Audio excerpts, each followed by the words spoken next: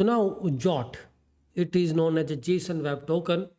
Some people call it as a JSON Web Token, JWT token, but this is the typical structure of JWT. A.B.C. A is a header, algorithm and token type.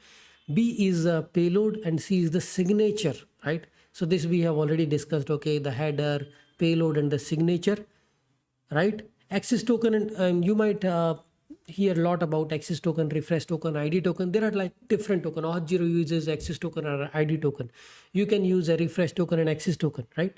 Access token mainly use to validate your all protected requests. Refresh token is only when your access token expires, but you don't want to user to log out.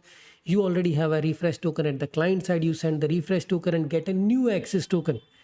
You have a refresh token because you have already logged in. So we don't want user to log out and log in again. He can exchange the token and get a new access token in the exchange of refresh token. Refresh token, you can say like 7 to 30 days. Access token is short-lived, 15 minutes to 1 hour.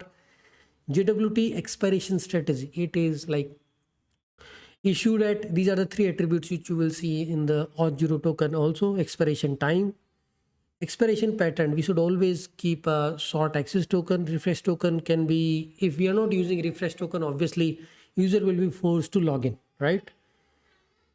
So token theft. Once you have a token, now here is the, if somebody steals your JWT token, obviously he can access the same set of APIs which you are doing, right? So store token in the HTTP only cookies, so it does not exchange or get stolen through the network traffic.